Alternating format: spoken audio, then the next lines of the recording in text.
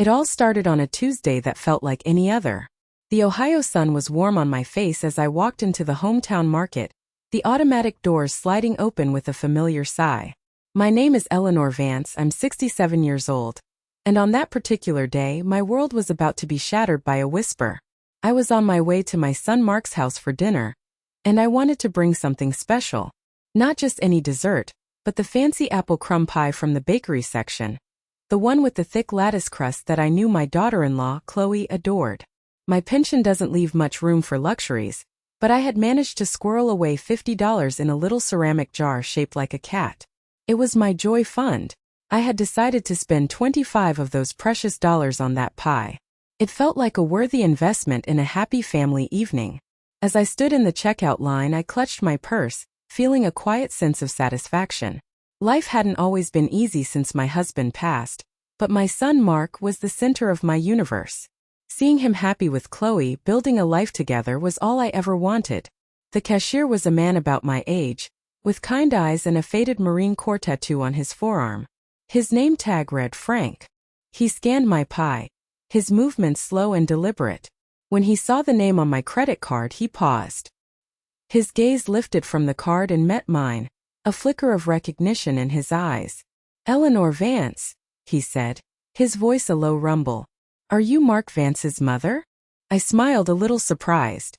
"Why, yes, I am. Do you know my son?" Frank's friendly expression tightened. He leaned forward slightly, lowering his voice so the woman behind me couldn't hear. "I do," he said. "Mark's a good man. A real good man. He helped me with a flat tire in this very parking lot last winter. Didn't want a dime for it." He paused, and his eyes held an intensity that made me uncomfortable. "That's why I have to tell you this, ma'am. I don't feel right about it." My smile faltered. "Tell me what?" He glanced around, then leaned even closer. The smell of coffee was on his breath. His wife, Chloe, and her father, Richard, they're in here all the time. But they don't shop like folks who are struggling. We're talking imported steaks, French wine, the most expensive cheeses. And they always pay cash. My heart began to beat a little faster. Chloe and her father were always talking about how tight money was, how Richard's medical bills were piling up. Mark was working double shifts to help them out. It didn't make any sense. "Maybe you're mistaken," I stammered, my hand trembling as I reached for my purse. "No, ma'am," Frank said, his voice firm but quiet. "I heard Richard boasting to another customer just last week. He was laughing about how his generous son-in-law was funding his retirement. He called him a golden goose." The words hit me like a physical blow. I felt the air leave my lungs. Golden goose. My hard-working, kind-hearted son. Frank finished ringing up the pie, his face etched with concern. He handed me the receipt, and as I took it, I felt him press it into my palm. I looked down and saw he had scribbled a phone number on the back in blue ink. "If you need to know more," he whispered, his eyes pleading with me to understand, "you call me. But for now you should see for yourself. They just left about 10 minutes ago. Maybe they're still in the area." My mind was a whirlwind of confusion and disbelief. This couldn't be true. It had to be a misunderstanding. But Frank's sincerity was undeniable. I paid for the pie, my hands shaking so badly I could barely count the bills. I knew Mark was waiting for me in the car. But I couldn't face him. Not yet. Not until I knew the truth. I walked out of the automatic doors, the cheerful chime of the store bell mocking the turmoil in my heart. The pie felt heavy in my hands, a symbol of a happy family gathering that now seemed like a cruel joke. Mark was parked near the front, scrolling on his phone in his beat-up but reliable old sedan. He looked up and waved, a warm smile on his face. Seeing that smile, so full of love and trust, felt like a knife twisting in my gut. How could I possibly tell him what I just heard? That the people he was sacrificing everything for were potentially laughing behind his back? I couldn't. Not without proof. I waved back, forcing a smile that felt like a painful grimace. I held up my empty hand and mouthed the words, "Forgot something." He nodded, his attention returning to his phone, oblivious to the storm raging inside me. My heart pounded against my ribs. This was crazy. What was I even doing? I was a 67-year-old woman, not some private detective. I should just get in the car, ignore the cashier's words and pretend everything was fine. It was probably just malicious gossip anyway. But my feet carried me in the opposite direction. I walked briskly around the side of the building, my sensible shoes making soft tapping sounds on the pavement. I found what I was looking for near the loading docks. A row of large green dumpsters. The smell of sour milk and rotting vegetables filled the air, a stark contrast to the sweet aroma of the apple pie I was still clutching. I ducked behind the largest one, my back pressed against the cool, grimy metal. I felt utterly ridiculous. My cheeks burned with a mixture of shame and adrenaline. What if someone saw me? What if Mark got tired of waiting and came looking for me? I peered around the edge of the dumpster, my heart hammering. The parking lot stretched out before me, a sea of cars glinting under the afternoon sun. For a few minutes nothing happened. The world continued as normal. Shoppers pushed carts, cars pulled in and out of spaces. The absurdity of my situation began to sink in. I was hiding behind a dumpster, smelling like garbage, all because of a stranger's cryptic warning. I was about to give up, to dismiss the entire thing as a paranoid delusion and go back to my son, when I saw it. A sleek silver Lexus sedan was parked not 50 feet from where I was hiding. It was polished to a mirror shine, so new it still had the temporary license plate in the back window. My breath caught in my throat, and then I saw him. Richard, Chloe's father, walked out of a different store. Not the hometown market, but Artisan's Pantry, the gourmet food boutique next door. It was the kind of place where a single block of cheese cost more than my weekly grocery budget. He wasn't carrying a simple bag or two. He was carrying 3 large, glossy black bags with the store's gold leaf logo shimmering on the side. He carried them with a casual ease, not like a man who had just splurged, but like a man for whom this was a regular Tuesday afternoon. He clicked a button on his keychain, and the trunk of the brand-new Lexus popped open with a soft, expensive-sounding thud. This was it. This was the moment where the first crack appeared in the foundation of my world. And I knew with a sickening certainty that everything was about to come crashing down. I watched, frozen in place, as Richard carefully arranged the gourmet bags in the trunk of his gleaming Lexus. He treated them like precious cargo, which, considering where they came from, they probably were. He closed the trunk, the sound a soft click that seemed to echo in the sudden silence of my mind. He then pulled out his smartphone, a new-looking model, and leaned against the side of his car, dialing a number. His posture was completely relaxed. He threw his head back and laughed, a full, hearty laugh that carried across the parking lot. This was not the body language of a man weighed down by financial stress and medical debt. This was the posture of a man without a care in the world. He was dressed well, too. A crisp polo shirt, tailored khaki pants, and expensive-looking leather loafers. Nothing about him screamed poverty or desperate need. It screamed comfortable, prosperous, even wealthy. As he chatted away on his phone, my mind raced, replaying every story of hardship, every desperate phone call Mark had relayed to me. They couldn't afford the rent increase. Richard's medication copay was through the roof. Their old car, the one they always complained about, was a money pit. But the car I was looking at wasn't a money pit. It was a luxury vehicle. The bags in his trunk weren't budget groceries. They were high-end delicacies. Just then, 2 women pushing shopping carts walked past my hiding spot, their conversation drifting towards me. "Is that Richard over there?" One of them, a woman with a familiar poodle print scarf, asked. I recognized her as Brenda, who lived a few blocks from Chloe and Richard. "Looks like it," her friend replied. "And look at that car. I thought they were struggling." Brenda let out a short, cynical laugh. "Struggling? Honey, that's the story they tell. My niece who works at the mall told me Chloe was in there last week and dropped $500 at Nordstrom like it was nothing. Came out with a new Coach handbag.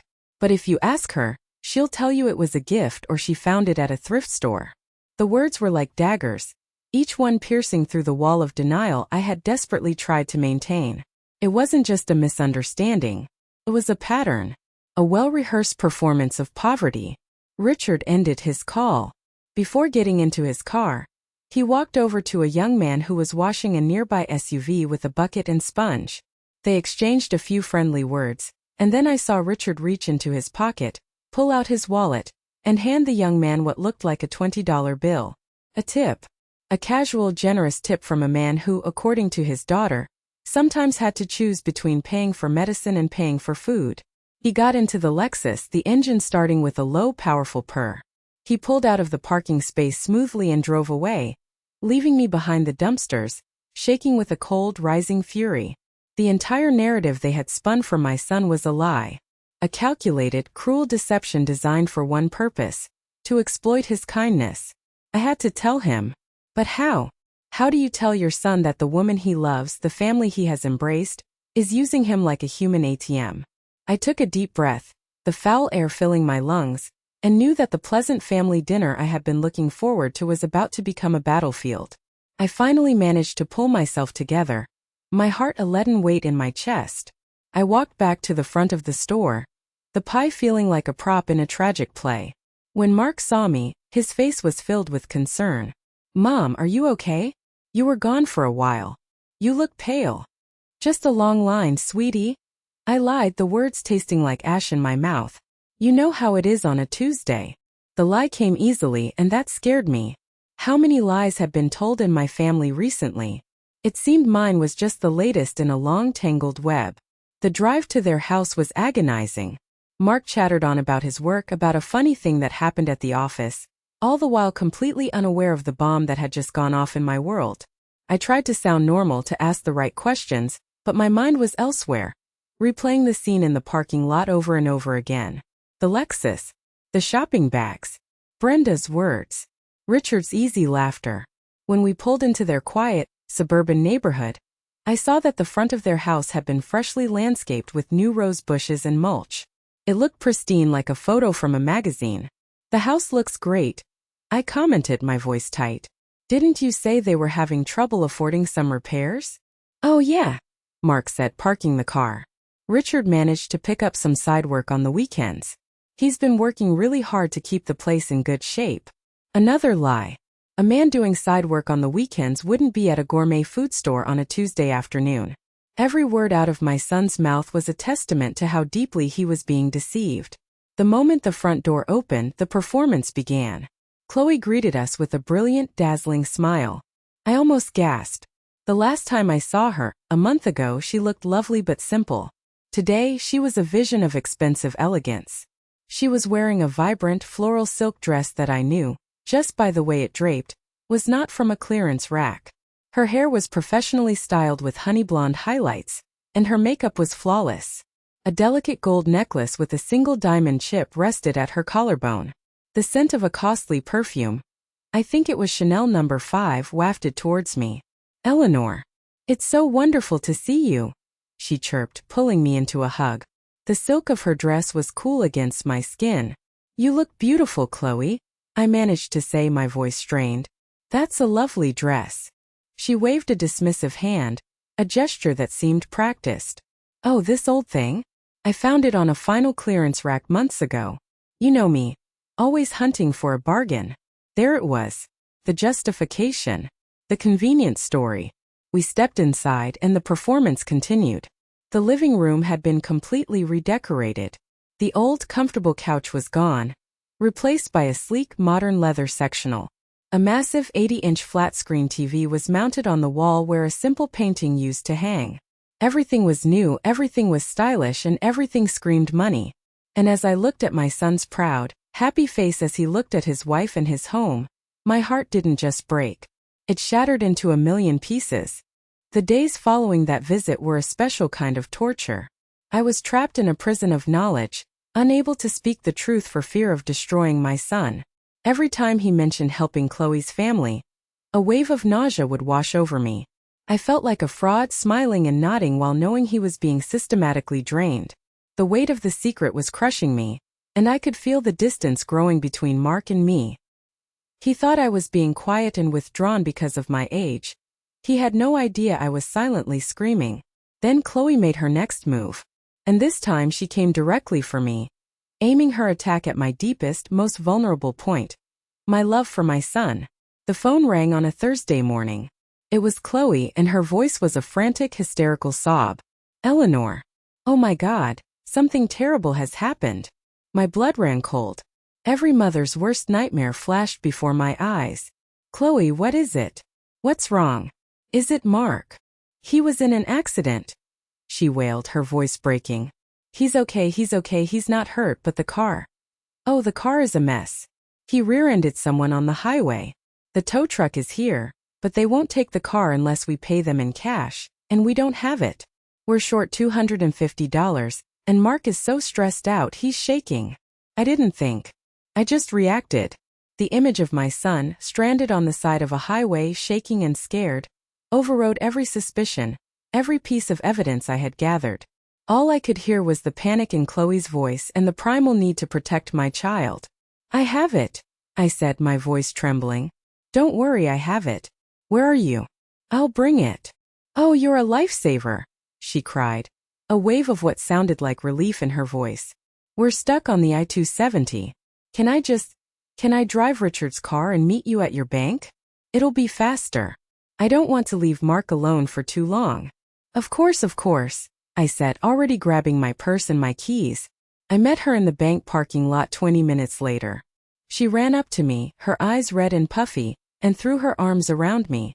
I don't know what we'd do without you, Eleanor. I pressed the cash into her hand, the last of my emergency fund, money I kept for my own potential health scares. She squeezed my hand, jumped back into Richard's car and sped away. I spent the rest of the day sick with worry. When I hadn't heard anything by evening, I couldn't stand it anymore. I called Mark's cell phone. He answered on the second ring, his voice cheerful. Hey, Mom. What's up? Sweetie, are you okay? I asked, my voice tight with anxiety. The accident, is the car okay? There was a pause. Accident? He asked, a note of confusion in his voice. What accident? I'm fine. The car's fine. I just got home from taking Chloe shopping at the mall. She found a great sale on shoes. The line went silent as my brain struggled to process his words. Shopping. Mall. Shoes. Not stranded. Not shaking. Not in an accident. The truth hit me with the force of a physical impact. They had used my love for my son as a weapon against me. They had manufactured my worst fear to steal the last of my savings. And in that moment my grief and confusion burned away, replaced by a cold, hard resolve. This wasn't just about lies anymore. This was about cruelty. And it was going to end. After I hung up the phone with Mark, I sat in my armchair in the dark for a long time, the silence of my small apartment buzzing around me. The trembling in my hands had stopped. The tears that had threatened to fall had dried up. All I felt was a chilling clarity. The time for doubt was over. The time for hesitation was over. Chloe and Richard had crossed a line from which there was no return. They hadn't just deceived my son. They had deliberately, cruelly terrified his mother for a measly $250. My first call was to Frank, the cashier from the hometown market. I found the crumpled receipt with his number still tucked in my wallet. When he answered, I didn't waste any time with pleasantries. Frank, it's Eleanor Vance, I said, my voice steady and low. You were right about everything. And it's worse than we thought. I told him about the fake car accident. I heard him let out a long, slow sigh on the other end of the line. Ma'am, he said, his voice filled with a weary anger. I am so sorry. I've seen some things in my life, but that is a special kind of low. I need your help, Frank, I said. I'm done being a victim. I'm going to expose them. But I need undeniable proof. The kind of proof my son can't argue with or explain away. You name it, he said without a moment's hesitation. Anything I can do. And so, our quiet little operation began. Frank became my eyes and ears inside the store. He agreed to keep a log. Every time Chloe or Richard came in, he would note the date, the time, and what they bought. And if the purchase was particularly extravagant, he would save a copy of the itemized receipt and, when he could do it without being noticed, snap a quick photo with his phone and text it to me. Within 2 weeks, my phone had become a gallery of their deception. A photo of a receipt for over $500, dated the same day Chloe had called Mark in a panic asking for $100 to pay the electric bill. The list of items was staggering. Lobster tails, filet mignon, a case of imported beer, 2 bottles of Veuve Clicquot champagne. Another text from Frank showed a picture of Chloe at the beauty counter, her cart filled with expensive creams and cosmetics, the total on that purchase alone over $300. I also reached out to Brenda, the neighbor I had overheard in the parking lot. I found her number through a mutual acquaintance from my old church group. When I explained the situation, she was more than willing to help. She confirmed everything and more. "Eleanor, it's been going on for years," she said, her voice a hushed whisper over the phone. "They throw lavish parties at least twice a year. Catered food, a bartender last year. For Richard's birthday, they even had a live jazz trio. We all wondered where the money came from. Now I guess we know." Every piece of information was another nail in the coffin of their lies. Every receipt, every photo, every story from a neighbor was another piece of ammunition. I saved everything to a special folder on my computer, creating a meticulous timeline of their fraud. I was no longer just a worried mother. I was an archivist of their deceit, carefully building a case that would be so overwhelming, so irrefutable, that not even the blindest love could deny it. As if financial and emotional manipulation weren't enough, Chloe decided to escalate her campaign, moving from deceit to outright psychological warfare. Her target was something more precious than money: my credibility and my memories. In my jewelry box, I keep my most cherished possession. It's not particularly valuable in terms of money, but to me it's priceless. It's a small antique brooch, a delicate silver filigree design with a cluster of real seed pearls at its center. It was the last gift my mother gave me before she passed away. It was my connection to her, a tangible piece of her love. I had always told Mark that one day, I would give it to his wife when they were expecting their first child. It was meant to be a family heirloom, a symbol of the generations of women in our family. During one of her visits shortly after the fake car accident, Chloe was being particularly sweet, a tactic I now recognized as a precursor to a request or a lie. She asked about my mother, and I, foolishly letting my guard down, told her the story of the brooch and showed it to her. Her eyes lit up with a look that I misinterpreted as sentimental admiration. I now know it was a look of cold, calculating greed. "Oh, Eleanor, it's exquisite," she breathed, tracing the delicate silverwork with her perfectly manicured finger. "Your mother had such beautiful taste." I placed it back in its velvet box, my heart swelling with the memory of my mom. A week later, I was getting ready for a church luncheon and decided to wear the brooch. I opened the jewelry box. The velvet box was there, but it was empty. The brooch was gone. A frantic search of my apartment yielded nothing. I knew with a sickening certainty where it had gone. With a heavy heart, I called Chloe. I tried to keep my voice neutral. "Chloe, dear," I said, "I can't seem to find my mother's brooch. Do you remember seeing where I put it after I showed it to you?" There was a pause, and then she let out a little tinkling laugh that sent a chill down my spine. "Oh, Eleanor," she said, her voice dripping with condescending pity. "I'm sure you just misplaced it. You know how these things can be. At your age, it's so easy to forget where you put things down." At my age. The words were a deliberate, poisoned dart. "No, Chloe," I said firmly. "I am not forgetful. I put it back in its box." "Well, maybe you should check again," she cooed. "I hope it turns up." The conversation was infuriating enough, but what she did next was unforgivable. That evening Mark called me. His voice was laced with a hesitant concern that broke my heart. "Mom," he began. "Chloe told me you lost Grandma's brooch. She's a little worried about you, Mom.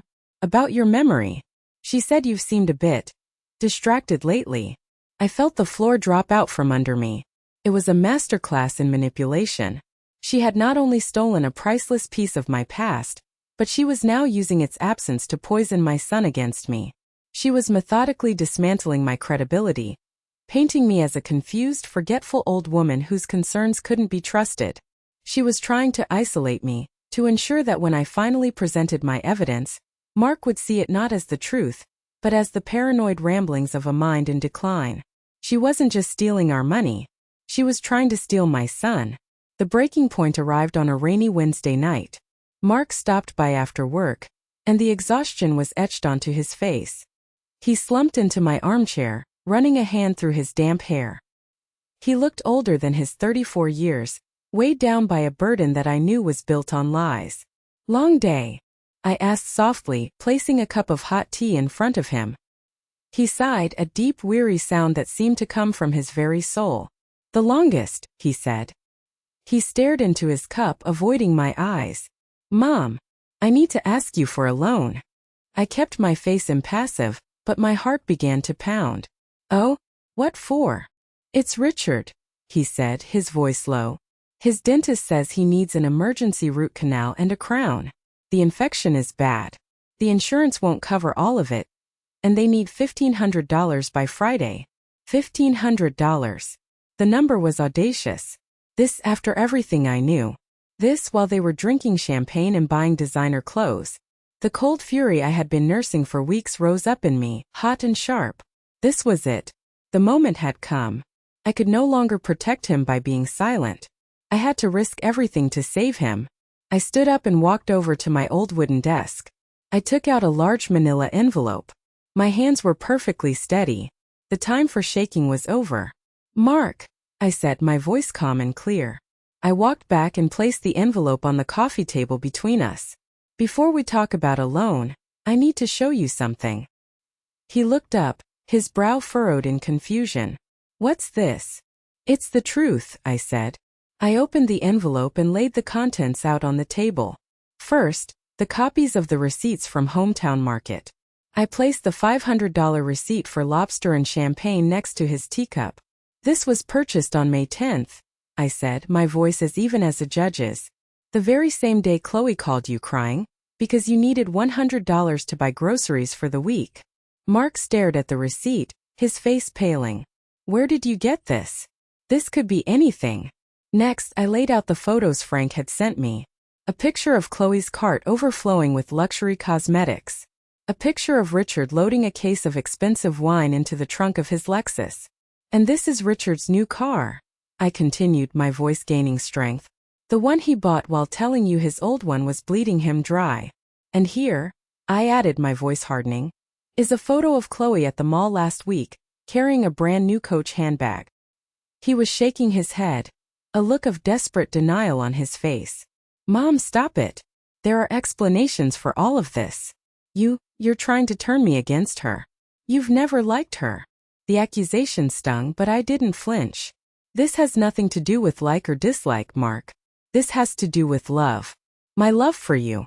I then told him everything. The whisper from Frank. My time hiding behind the dumpsters. Brenda's gossip.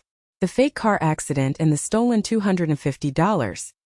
He leaped to his feet, his face a mask of anger and hurt. I can't believe you're doing this. You're believing strangers over your own family. They are struggling, Mom. You don't see how hard it is for them. He shouted, his voice cracking. Tears welled in my eyes, but I would not let them fall. I looked my son, my beautiful, kind, deceived son, straight in the eye. Then explain this to me, Mark, I said, my voice dropping to a near whisper. Just explain this one thing. If they are struggling so desperately, then where is my mother's brooch? The question hung in the air between us, heavy and suffocating. The anger drained from his face, replaced by a wave of utter confusion. He opened his mouth to speak, but no words came out. He just stared at me, and in his eyes I saw the first terrible dawn of understanding. Mark left my apartment that night without another word. He didn't take the evidence with him, but I could see that the images were burned into his mind. He walked out into the rain, a man caught between two impossible realities. I didn't sleep a wink that night. I sat in my armchair, watching the headlights of passing cars paint fleeting stripes across my living room wall, and I prayed. I prayed that my son would have the strength to face the truth, no matter how ugly it was. The phone rang at 2 a.m, jolting me from a half-doze. It was Mark. His voice was completely different.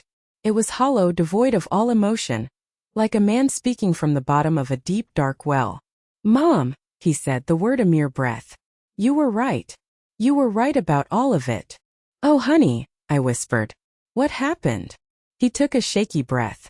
When I got home, Chloe was already asleep. I couldn't sleep, obviously. I was just walking around the house. My mind was racing. I saw her tablet on the coffee table. She usually has a password on it, but it was still open. He paused, and I could hear him swallow hard. I know I shouldn't have, Mom. I've never gone through her things. I always trusted her. But your words, the receipts. I had to know. He told me he started looking through her browser history, her emails, anything that might prove me wrong. He said he was desperately hoping to find an explanation, a lottery win, an inheritance, anything to make sense of the Lexus and the lobster. He found nothing. Then I saw an app, he continued, his voice barely audible. A simple notes app. It had a password prompt.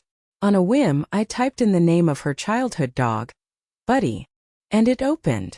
My heart ached for him, for the violation of trust he was describing, for the innocence he was losing with every word. It wasn't just notes, Mom.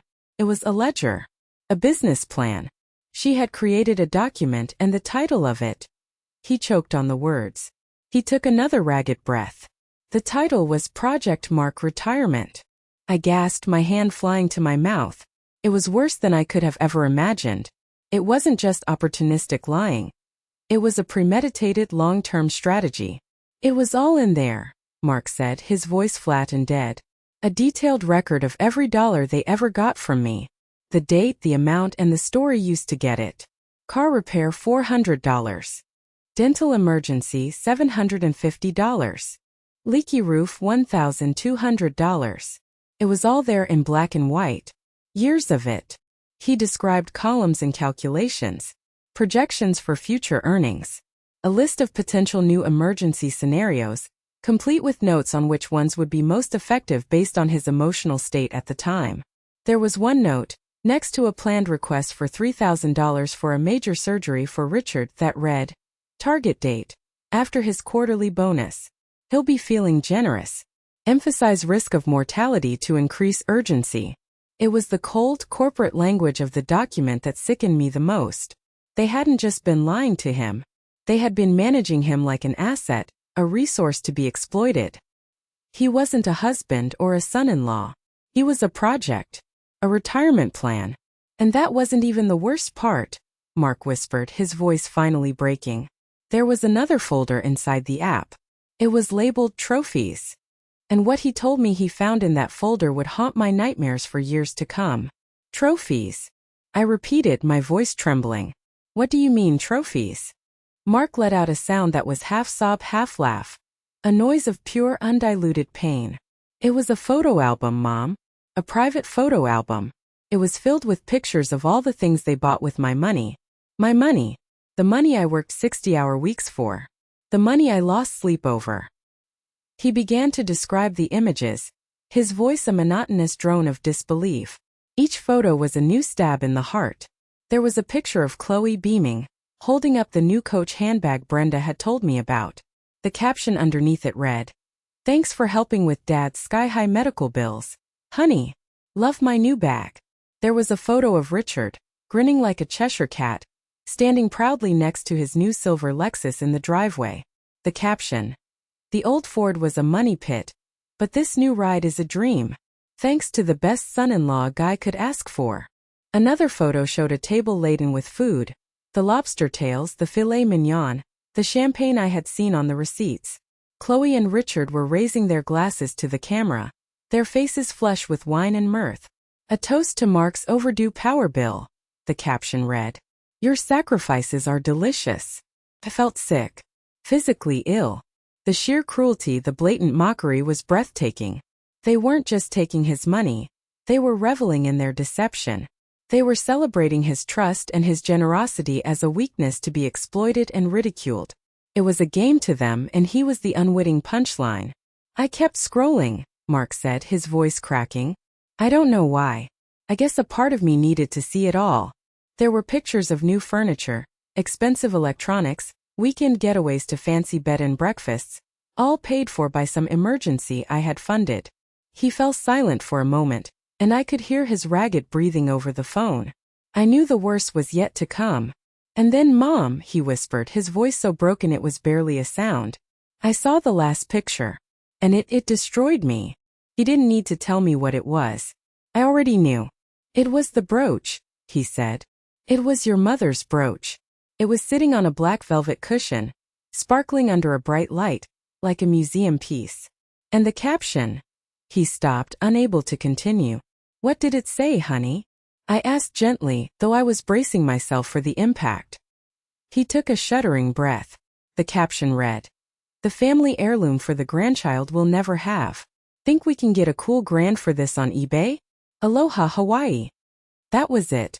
That was the final unforgivable act of cruelty. It wasn't just about the money. It wasn't just about the lies. It was about the utter contempt they had for us, for our family, for our love, for our memories. They had taken something sacred, a symbol of a mother's love passed down through generations, and had turned it into a joke, a potential price tag for a vacation.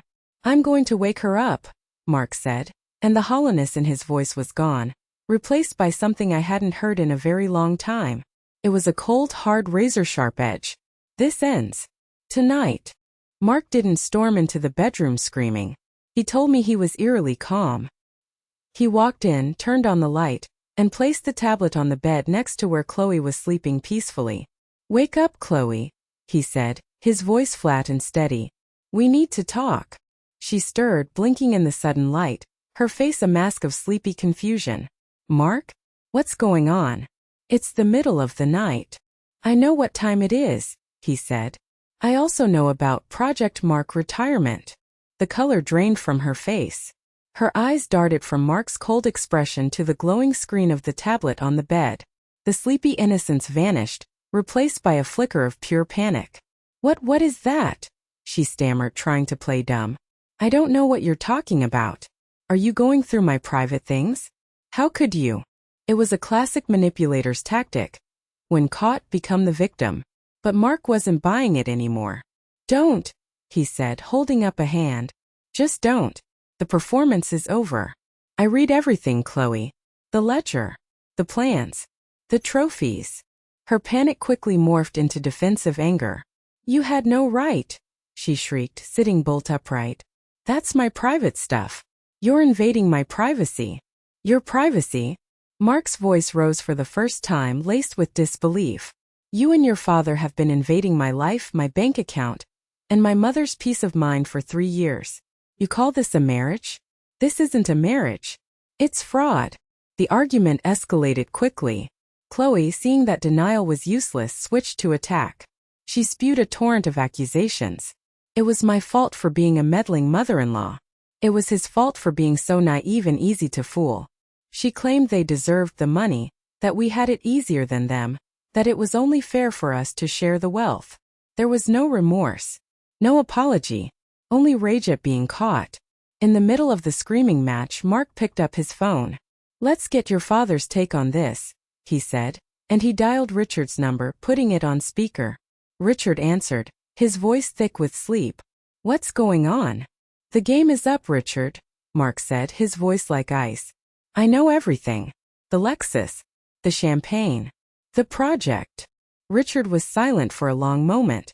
I could picture him, lying in his comfortable bed in his nicely appointed house, realizing his golden goose was off the table. He didn't even try to deny it. Look, son, he said, his voice taking on a tone of weary condescension. Don't take it so personally. It's just business. Business. Mark repeated the word as if it were a foreign object in his mouth.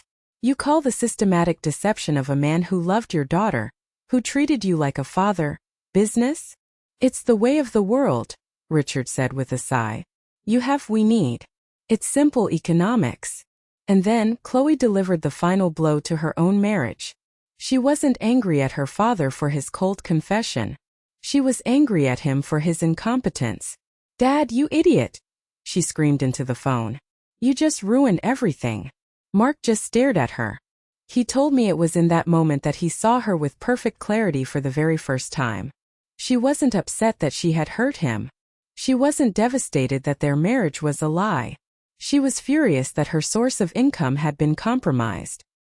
He calmly walked over to the closet, pulled out a suitcase and threw it on the bed. It's over, Chloe, he said, his voice quiet again. Get your things. I want you out of my house. Now. The weeks that followed were a blur of lawyers, paperwork, and painful conversations. Mark filed for divorce the very next day. He moved like a man on a mission, his grief channeled into a cold, efficient anger. He was determined to untangle himself from the web of lies Chloe and her father had woven around him.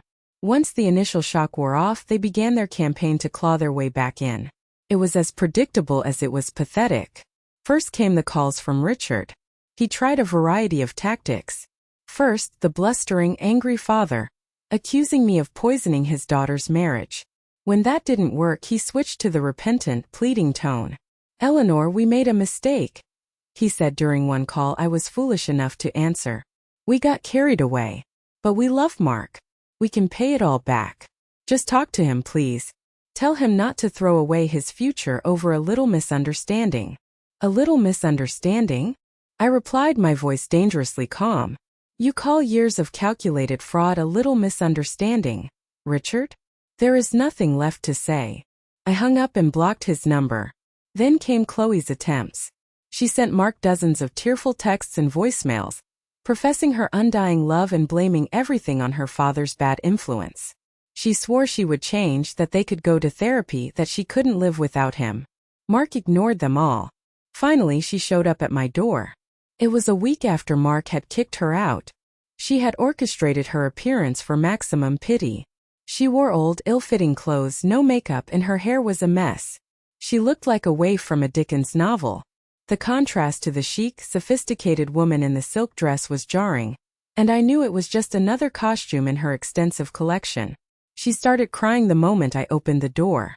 "Eleanor, please," she whimpered, trying to push her way inside. I stood my ground, blocking the doorway. "I know I messed up. I was wrong. But I love him. I really do. Can't you find it in your heart to forgive me?" I looked at her, at this woman who had terrified me for her own financial gain, who had tried to convince my son I was losing my mind, who had callously mocked a precious family heirloom. And I felt nothing. No pity. No anger. Just a profound, weary emptiness. "Forgiveness is one thing, Chloe," I said, my voice even. "Trust is another. You have destroyed any trust we could ever have in you. It's over." Seeing her victim act wasn't working, her demeanor shifted in a flash. The tears dried up. Her spine straightened. A venomous sneer twisted her lips. "You," she hissed, pointing a finger at my chest. "This is all your fault. You were always a jealous, meddling old hag. We would have been perfectly happy if you had just stayed out of it." "Happy on my son's dime, you mean?" I retorted. I had one last question for her, the one that had haunted me for weeks. "Before you go, just tell me one thing. My mother's brooch. Where is it, Chloe?" For a second, a flicker of something, maybe shame, crossed her face. But it was gone as quickly as it came, replaced by pure malice. "That ugly old thing," she scoffed. "You know, I was going to sell it. I should have done it sooner. It would have at least been good for something." I didn't say another word. I just looked her in the eye, letting her see the utter contempt I held for her. Then I closed the door in her face, the solid click of the lock echoing the final, absolute end of her presence in our lives. The divorce proceedings were not just a legal process. They were an archaeological dig into the depths of Chloe's deception. With a good lawyer by his side, Mark was no longer operating on emotion, but on a determined quest for the full, unvarnished truth. And the truth, as it turned out, was even more shocking than we had anticipated. The first major discovery was financial. Through legal subpoenas, Mark's lawyer uncovered a secret bank account Chloe had opened shortly after their marriage. It was in her name only. Month after month, she had been siphoning off a portion of the money Mark gave them for their supposed emergencies. While she was crying to him about being unable to afford groceries, she was steadily building a nest egg for herself. At the time of the discovery, the account held over $20,000. The lawyer called it a clear case of financial fraud within a marriage. It wasn't just lying. It was a calculated, criminal effort to hide assets. This discovery was a huge blow to Chloe's legal position. Her pathetic attempts to claim half of Mark's assets were quickly shot down when faced with the evidence of her own hidden wealth. The second discovery was more personal, but just as significant. The lawyer hired a private investigator to track down my mother's brooch. Took less than a week. The investigator found it at a pawn shop in a town 30 miles away. Chloe had pawned it the day after she stole it, getting a paltry $200 for it. The cruelty was compounded by the insult. She had traded a priceless piece of our family history for pocket money. Mark and I drove to the pawn shop together. Seeing the brooch again, sitting under the dusty glass counter next to old watches and gaudy rings, brought tears to my eyes. We paid the shop owner to get it back. As I held it in my hand again, the cool silver and smooth pearls felt like a victory. It was a small piece of our life that we had reclaimed from her grasp. The final tally of the financial damage was staggering. Mark and his lawyer went through years of bank statements, text messages, and the detailed records from Chloe's own Project Mark retirement plan. They calculated that, over the course of their 3-year marriage, Mark had given Chloe and her father close to $35,000. $35,000. The number hung in the air when Mark told me. It represented years of overtime shifts, sacrificed weekends, and delayed dreams. It was money that could have been a down payment on a house. It could have been invested for his future. It could have been used to help me live more comfortably. Instead, it had funded a lifestyle of lies, luxury, and laughter at his expense. Seeing that number in black and white was painful, but it was also liberating. It wasn't a vague suspicion anymore. It was a concrete fact. The scale of the betrayal was laid bare, undeniable and absolute. There were no more shadows of doubt for Mark to hide in, no more room for what-ifs or misplaced guilt. The divorce was finalized 6 months after that rainy Wednesday night. The judge was not sympathetic to Chloe, especially in light of the hidden bank account. She walked away with what was in her secret account and nothing more. She didn't get the house, she didn't get alimony, and she didn't get another cent from my son. The business, as Richard had so coldly called it, was officially bankrupt. Justice hadn't been loud or dramatic. It had been quiet, methodical, and final, written in the ink of a legal document. Freedom, we learned, looks a lot like work. The months after the divorce was finalized were not about celebration, but about the quiet, difficult task of rebuilding. Mark had been emotionally and financially strip-mined, and it was going to take time to recover. The first thing he did was seek professional help. He started seeing a therapist to unpack the trauma of the betrayal. He told me it was one of the hardest things he'd ever done, to sit in a room and admit how completely he had been fooled. He had to confront the deep-seated shame he felt for being so trusting, for ignoring the little red flags he later admitted he had occasionally seen but dismissed. "My therapist told me something that really stuck with me, Mom," he said to me one afternoon. "She said that my generosity and my trust aren't weaknesses. They're my strengths. The weakness wasn't in me. It was in the people who chose to exploit those strengths." Hearing him say that, I knew he was going to be okay. He was learning to separate his innate goodness from the bad faith of others. He was learning that the lesson wasn't to stop being kind, but to become wiser about where he placed that kindness. He channeled his energy into his work and his finances. With the sudden absence of the constant drain to Chloe and Richard, his bank account began to heal. He created a strict budget, started an investment account, and began aggressively saving for a down payment on a small house of his own. For the first time in years, he wasn't working to stay afloat. He was working to build a future. He also turned his attention to me. One Saturday, he showed up at my apartment with a brand new refrigerator. I hadn't even realized how loud and inefficient my old one had become. "Mark, you shouldn't have." I protested, though my heart was swelling with love. "Mom," he said, looking me straight in the eye. "For 3 years I watched you count every penny, while I was sending hundreds of dollars a month to people who were drinking champagne. That ends now. It's your turn to have the things you need, the things you deserve." He was different. The old, slightly naive sweetness was still there, but it was tempered now with a quiet strength, a new maturity in his eyes. He had been through fire and he had come out stronger.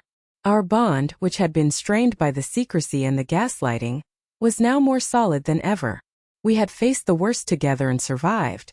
We talked openly about everything, sharing our fears and our hopes. One evening, as we were sharing a simple dinner of spaghetti and salad in my small kitchen, he looked at me and said, "You know, Mom, I'm sorry. I'm sorry I didn't believe you at first. I'm sorry I yelled at you."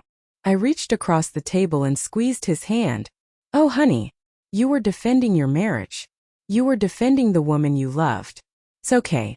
Love is supposed to make us a little blind." He smiled, a real genuine smile that reached his eyes. "Well," he said, "my eyes are wide open now. And I promise you, I will never let anyone take advantage of this family again." And I knew he meant it. 2 years can feel like a lifetime. The person my son is today, and the life we now lead, feel a world away from the darkness we endured. The wounds have healed, leaving behind scars that serve not as a reminder of pain, but as a testament to our resilience. Mark is a different man. He is still the kindest, most generous person I know, but his kindness is now guided by a quiet wisdom. He didn't become cynical or bitter, which I think is his greatest victory. He simply learned to protect his good heart. He is happier than I have seen him in years, lighter, as if a physical weight has been lifted from his shoulders. 6 months ago, he got married again. Her name is Sarah. She's a second-grade teacher with a laugh that can fill a room and a spirit as genuine as a sunrise. They met while volunteering at a local animal shelter, a shared passion for helping the helpless. From the very beginning, she was a breath of fresh air. She is everything Chloe pretended to be. The first time Mark brought her over for dinner, she arrived with a bag of groceries and a homemade loaf of banana bread. "I hope you don't mind," she said with a warm smile. "I figured we could cook together. I'm not a great chef, but I make a mean salad." There was no pretense, no performance. Just an open, honest heart. She is fiercely independent, proud of her own career and her ability to stand on her own 2 feet. The topic of money is never a source of stress or secrecy. They are partners in the truest sense of the word, building a life based on mutual respect, honesty, and shared goals. She doesn't just love Mark. She respects him. And she respects me. She often calls just to chat, to ask about my day, to share a funny story about one of her students. She has embraced me as family, without agenda or expectation. Last week, Mark and Sarah came over. They had that special glow that only people bearing the happiest of news have. They sat me down on my couch, holding hands, and told me that I was going to be a grandmother. I burst into tears. Happy tears. The kind of tears I thought I might never get to shed. All the pain and heartache of the past few years seemed to melt away in that one perfect moment. This child, our grandchild, would be born into a world of truth and love, protected from the kind of toxic deceit that had nearly torn us apart. Later that evening, after they left, I went to my jewelry box. I took out the velvet box that held my mother's brooch. It was safe. It was home. I opened the lid and looked at the delicate silver and pearls, and I knew its journey was almost complete. I would give it to Sarah as planned. It would finally become the heirloom it was always meant to be. A symbol of enduring love passed from one generation of strong, honest women to the next. As I sat there holding a piece of my past and thinking of the future, I felt a profound sense of peace. The storm was over. The sun had come out. And our family, though once broken, was now whole and stronger than ever before. I am 69 years old now. As I sit here in my favorite armchair, the evening light filtering through the blinds, I often think about that Tuesday afternoon at the hometown market. I think about the choice I made to duck behind those foul-smelling dumpsters. It was a small, undignified act, but it changed the course of our lives forever. I know now that sometimes, you have to be willing to get your hands dirty to uncover a clean truth. The experience taught me a hard lesson, one that I think many of us learn too late in life. Blind trust is not a virtue. Real trust, the kind that builds strong families and lasting relationships, must be earned and honored every single day. My son's kindness wasn't the problem. The problem was the predators who saw that kindness as an opportunity. I've learned that the greatest act of love is not just to support our children, but to protect them, even when it means confronting truths that might break their hearts. A broken heart can mend. A broken spirit, drained by years of manipulation, is a much deeper wound. Our lives are quiet now and beautifully normal. Mark and Sarah are excitedly preparing for the baby's arrival. Frank, the cashier who started it all, has become a dear friend. He and his wife come over for dinner sometimes, and we talk about our gardens and our grandkids. He taught me that you don't have to be a superhero to do the right thing. Sometimes all it takes is a quiet word, a brave whisper from one decent human being to another. The $35,000 is gone forever. It's a sunk cost. But what we gained is immeasurable. My son got his life back. He got his future back. And I got my son back stronger and wiser than before. We learned that the true currency of a family isn't money. It's honesty, respect, and the courage to stand up for each other, no matter what. My story had a happy ending, but I know with a certainty that chills me, that there are countless others out there living through their own versions of this nightmare. There are other Marks being treated like a retirement plan, and other Eleanors being made to feel old and foolish for their suspicions. The world is full of people who are experts at disguising exploitation as love. So this is my final word to you. Trust your instincts. That little voice in the back of your head that tells you something is wrong? Listen to it. It's usually right. Don't be afraid to ask hard questions. Don't be afraid to demand the truth, because you deserve it. And never, ever let anyone make you feel guilty for protecting yourself or the people you love. Your kindness is a treasure, not an open invitation for thieves. Thank you so much for listening to my story. It wasn't an easy one to tell. If any part of it resonated with you, or if you have a similar experience of betrayal and resilience, please share your thoughts in the comments below. Let's create a community where we can support each other. If you found this story meaningful, please give it a thumbs up and subscribe to the channel for more true life stories. You are not alone.